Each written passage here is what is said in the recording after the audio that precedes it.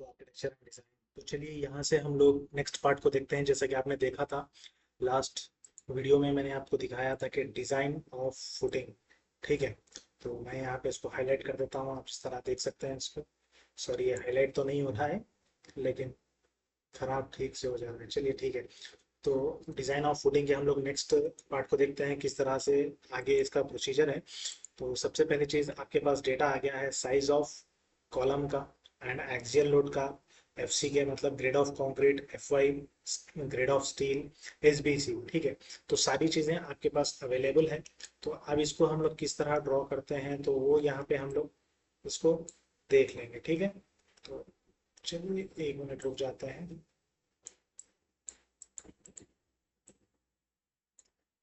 तो मैं यहाँ पे कंटिन्यू करता हूँ इस चीज को। जिस तरह आप देख सकते हैं, डिजाइन ऑफ फुटिंग के बाद यहाँ पे एक स्टेप आ गया है।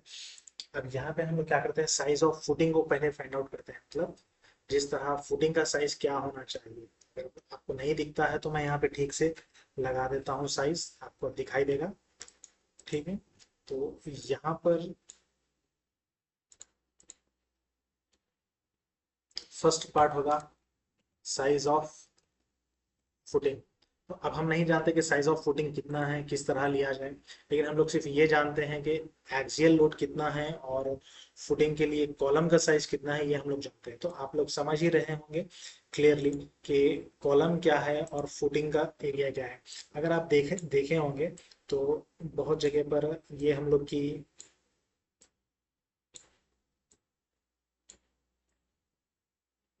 फुटिंग होती है, और उसके अंदर यहाँ पर हम लोग एक छोटा सा कॉलम यहाँ पे ड्रॉ करते हैं। ठीक है, मतलब ड्रॉ नहीं करते, ये डिजाइन करते हैं। तो ये हम लोग का फुटिंग है। ठीक है, तो ये थोड़ा सा नीट नहीं ड्रॉ हुआ है, कोई प्रॉब्लम नहीं। अगर आप देखना चाहते हैं तो फिर से मैं इसको एक बार इस तरह से ड्रॉ करके दिखाता हूँ। यहाँ पर जिस तरह हम लोग देख सकते हैं,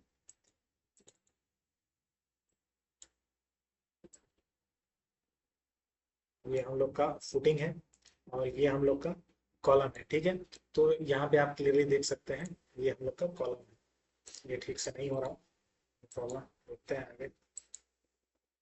तो चलिए मैं आपको, अब हम लोग के पास ये वाला साइज है यहाँ पे 300 बाई 300 का, मतलब ये 300 है और ये भी 300 है।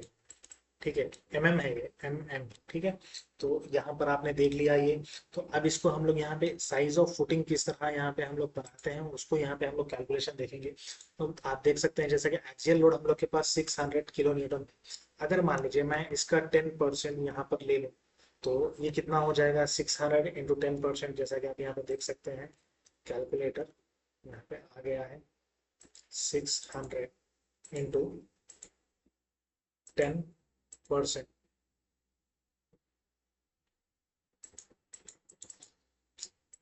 सॉरी, 600 × 0 10% 60 हो गया। ठीक है, तो यहाँ पे जिस तरह आप देख सकते हैं 60 का परसेंटेज आया है 600 का।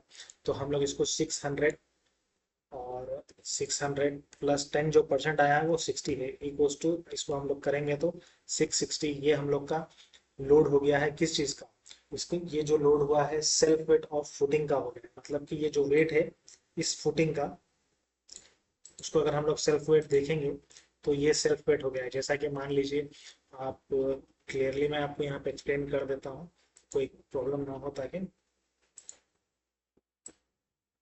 ये हम लोग की फुटिंग है। ठीक है, अब उसके बाद यहाँ पर आप देख सकते हैं कि यहाँ पे हम लोग का कॉलम है। ठीक है, थोड़ा बहुत इधर उधर हो सकता है जरा सा, उसको आप एडजस्ट कर लीजिए। ठीक है, तो ये हम लोग का फुटिंग है। तो अब आप देखिए ये कॉलम का जो लोड है, इसके ऊपर जो लोड आ रहा है वो है हम लोग का 600। ठीक है, 600। तो हम लोग ने क्या किया, इसको डिजाइन करने के लिए अगर इसके ऊपर इसको हम लोग को स्टैंड करना है तो इसका वेट भी इससे बढ़ के होना चाहिए। तो अगर आप कॉलम का वेट से, अगर आपका फुटिंग का वेट ज्यादा रहेगा तो आपका फुटिंग वहां पे सेफ रहेगा। अगर इसके लोड से, मतलब जो एक्सियल लोड जो ऊपर से आ रहा है, फॉर एग्जांपल किस तरह मैं आपको समझाऊं, कि अगर एग्जांपल ये आपका एक लोड है,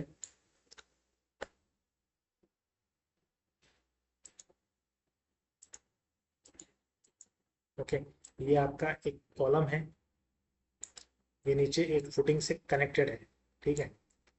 अगर इसका लोड 600 है यहाँ पर, ओके, ये 600 है, तो इसका जो ये कॉलम का जो सेल्फ लेट, इसका जो ये यहाँ से यहाँ तक इसके ऊपर पूरा आ रहा है 600 किलोमीटर, तो इसका सेल्फ वेट भी तो होगा ना भाई। तो इन सब का हम लोग क्या करें हैं, 600 को 10% ले लिया, चाहे तो आप बढ़ के भी ले सकते हैं, 15% भी ले सकते हैं, ठीक है। तो यहाँ पे मैंने क्या किया, 10% लिया, तो ये क्या हो गया, जो इसका जो सेल्फ वेट है फुटिंग का, ये 10% बढ़ के होगा इस कॉलम से, तो 660 हो जाएगा, ठीक है। तो मतलब ये कॉलम का लोड कहाँ से आ रहा है, हम लोग को पहले स्लैब पे लोड है, स्लैब से बीम, बीम से कॉलम पे आ रहा है, तो जो कॉलम तक आ रहा है वो लोड हो रहा है हम लोग का 600, और उसके प्लस में हम लोग इसको 10% ऐड कर देके 660 का फुटिंग डिजाइन कर लिए।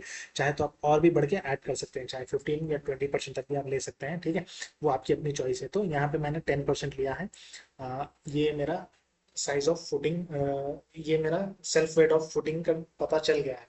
अब मैं यहाँ पे क्या करता हूँ, इसको सॉइल बेरिंग कैपेसिटी के साथ यहाँ पे डिवाइड कर देता हूँ, ताकि हम लोग को एरिया ऑफ फुटिंग पता चले, ठीक है। साइज ऑफ फुटिंग के लिए हम लोग ने क्या किया, सेल्फ वेट ऑफ फुटिंग को हम लोग ने निकाल लिया है, सेल्फ वेट निकाल लिया है। अब हम लोग के पास यहाँ पर सॉइल बेरिंग कैपेसिटी है, ठीक है। तो सॉइल बेरिंग कैपेसिटी यहाँ पर आप जैसा कि देख सकते हैं, ये सॉइल बेरिंग कैपेसिटी है। तो मैं यहाँ पे क्या करता हूँ, साइज ऑफ फुटिंग को यहाँ पे मैं बना देता हूँ, ओके। एरिया ऑफ फुटिंग, यहाँ पर जैसा कि आप देख सकते हैं, एरिया ऑफ फुटिंग के अंदर आप ए इक्वल्स टू 660 डिवाइडेड बाई 180, ठीक है। तो यहाँ पर कितना होगा, 660 डिवाइडेड बाई 180, आप यहाँ पे देख सकते हैं 660 डिवाइडेड बाई 180, ठीक है, 3.66 हो गया है, ठीक है। तो 3.66 यहाँ पर है, तो is equal to 3.66 metre square, okay. तो यहाँ पे आप जिस तरह इसको देख सकते हैं, यहाँ पे हमने एरिया ऑफ फुटिंग को यहाँ पे निकाल लिया। मैं इसको हाईलाइट कर देता हूँ,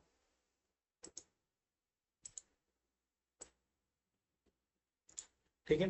तो ये हम लोग को एरिया ऑफ फुटिंग यहाँ पे आ गया है। तो अब हम लोग इसको क्या करेंगे, अंडर रूट करेंगे। अंडर रूट करने से हम लोग को जो एग्जैक्टली इसका पता हो जाएगा, ओके। तो यहाँ पर मैं क्या करता हूँ, इसको अंडर रूट कर देता हूँ, तो ये हो गया है 1.91, ओके, 1.91 हो गया है। तो हम लोग इसको क्या करेंगे, एग्जैक्टली एक थोड़ा सा रेंज को बढ़ाकर हम लोग यहाँ पे ले लेते हैं, जैसा कि अगर ये 1.91 यहाँ पे आपको जिस तरह दिखाई दे रहा है, ठीक है, अंडर रूट करने पर 3.66 को अंडर रूट करने पर 1.91 दिखाई दे रहा है, तो आप 1.95 या 2 जो भी चाहें आप वो ले सकते हैं, ठीक है। तो मैं यहाँ पे क्या करता हूँ, 2 मीटर क्रॉस 2 मीटर यहाँ पे मैं प्रोवाइड कर देता हूँ फुटिंग का, ठीक है, प्रोवाइड कर देता हूँ। तो ये कौन सा 2 मीटर बाई 2 मीटर हुआ है, आप समझ रहे हैं। तो ये जो 2 मीटर बाई 2 मीटर है, वो यहाँ पर आप जिस तरह देख सकते हैं, ये है, ये वाला भी 2 मीटर है, और ये वाला भी 2 मीटर है, ओके। तो यहाँ पर हम लोग का स्क्वायर फुटिंग क्रिएट हो गया है। तो जिस तरह, अगर आप चाहते हैं तो मैं आपको दिखा देता हूँ स्क्वायर फुटिंग। ये वाला भी आपको 2 मीटर है, और ये वाला भी आपको 2 मीटर है, ओके। तो यहाँ पर आप इतना देख सकते हैं कि हमने पहले क्या किया, एरिया साइज ऑफ फुटिंग के लिए पहले सेल्फ वेट ऑफ फुटिंग निकाल लिए हम लोग। यहाँ पर उस सेल्फ वेट ऑफ फुटिंग को हमने क्या किया, डिवाइड कर दिया, किससे, सॉइल बेरिंग कैपेसिटी से। तो मैं आपको यहाँ पे क्लियर मेंशन कर देता हूँ, ठीक है। यहाँ पर देखिए, P is equals to, okay, तो वो हो गया है P। और यहाँ पर एरिया ऑफ फुटिंग के लिए हम लोग क्या करते हैं, इसको भी यहाँ पे मैं आपको क्लैरिटी के लिए लिख देता हूँ, A is equals to P into, sorry, P divided by SBC, okay. तो यहाँ पर हम लोग ने SBC को भी यहाँ पे ले लिया है, ओके। तो ये जो P है, इसके अंदर ऐड 10% हमने किया था, तो वहाँ पे आप देख सकते हैं 60% ऐड हो गया था, ओके। जैसा कि आपको एक्सियल जो लोड आया था आपको वो था 600 kN। उसके ऊपर जो 10% हमने ऐड किया फुटिंग का, उसके बाद यहाँ पे हो गया आपको 2 mm/2 mm। तो यहाँ पर आप देख सकते हैं आप एरिया कितना प्रोवाइड करेंगे, ये वाला भी 2 mm होगा और ये वाला भी आपको 2 mm हो जाएगा, ठीक है। ये होगा 2 mm और ये भी हो जाएगा 2 mm, ठीक है। तो यहाँ पर आप देख सकते हैं 2 mm/2 mm। इसके बाद यहाँ पे देख सकते हैं सॉइल रिएक्शन हम लोग देखेंगे। तो उसको मैं यहाँ पे इसी इसमें आपको मैं बता देता हूँ। अब आप जितना ये आपका फुटिंग डिजाइन हुआ, इसके नीचे जो सॉइल है, फॉर एग्जांपल मैं आपको बता देता हूँ।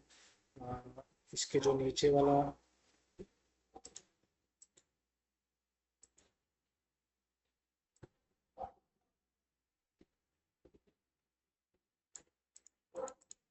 ठीक है। तो यहाँ पर जिस तरह आप देख सकते हैं कि यहाँ पे इसके जो नीचे सॉइल का जो लोड होता है, तो वो एक नेट बियरिंग प्रेशर आपके सॉइल फुटिंग के ऊपर पड़ता है। तो उसको किस तरह हम लोग कैलकुलेट करेंगे वो यहाँ पे देख लेंगे, ठीक है। तो मैं यहाँ पे और एक एक ले लेता हूँ।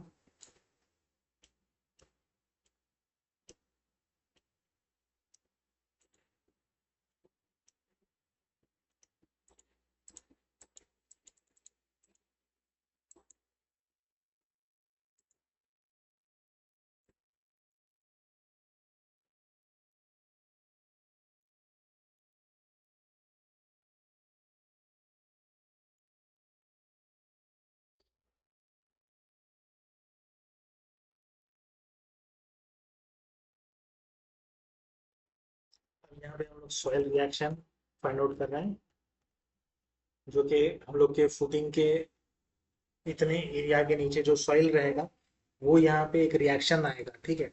तो उसको हम लोग यहाँ पे कैलकुलेट करते हैं। फॉर एग्जांपल अब आप देख सकते हैं यहाँ पे जैसा कि 1.5 into P, okay, divided by B into B, ठीक है। ये इसका फॉर्मूला है, मैं आपको दिखा देता हूँ, ओके। तो अब यहाँ पे आप ले सकते हैं 1.5 ले रहे हैं तो आप क्या करिएगा, फर्स्ट ऑफ ऑल इस चीज़ को फिर से एक बार मैं आप नोट कर लीजिए। 1.5 इंटू पी कितना है, एक्चुअल जो हम लोग को एक्सियल लोड आया था वो कितना है, 600 है। और डिवाइडेड बाई इसको हम लोग क्या कर सकते हैं, बी बाई बी, मतलब जो एरिया है ब्रेड्थ बाई विड्थ, ये बी बाई बी हो जाएगा, ठीक है। तो 2 डिवाइड इंटू ये हो गया 2 इज इक्वल्स टू, ओके, कितना हो जाएगा, ये हो जाएगा आपका 225, ओके, किलो न्यूटन पर मीटर स्क्वायर। चेक कर लीजिएगा आप, यही आपको आंसर मिला है, ओके। तो यहाँ पे आप जिस तरह देख सकते हैं Q U is equals to, okay. तो ये आपका आंसर हो गया है 1.5 into 600 divided by 2 into 2, 225 kN। अब मैं चाहता हूँ कि इसको न्यूटन में कन्वर्ट करूँ। तो आप जिस तरह जानते हैं कि 1 kN is equal to 1000 newtons, okay. तो ये जिस तरह आप जानते हैं तो इस चीज़ को यहाँ पर आप कन्वर्ट कर लें। तो मैं इसको न्यूटन्स में ले आना चाहता हूँ, तो मैं क्या करूँगा, 0.225 आ जाएगा, ओके। तो अगर आप नहीं देखना चाहते हैं या कैलकुलेशन, तो मैं आपको दिखा देता हूँ। हम लोग न्यूटन्स में जा रहे हैं तो यहाँ पे क्या करेंगे, 225 डिवाइडेड बाई 1000 कर देंगे, 0.225 यहाँ पे आ जाएगा। और Q U is equal to 0.225 newton per M square, okay. Metre square था, हम लोग ने उसको एम स्क्वायर में कर लिया। और फिर उसके बाद अब हम लोग यहाँ पे क्या करेंगे, one way share two way share को फाइंड आउट कर लेंगे, ओके। तो उसके लिए मैं आपको अगली वीडियो में फिर से यहाँ पे मैं आपको उसको बताऊंगा, ताकि वीडियो ज़्यादा लंबी ना हो। तो दीजिए मुझे इजाज़त, फिर से अगली वीडियो में अगले पार्ट में हम लोग फिर से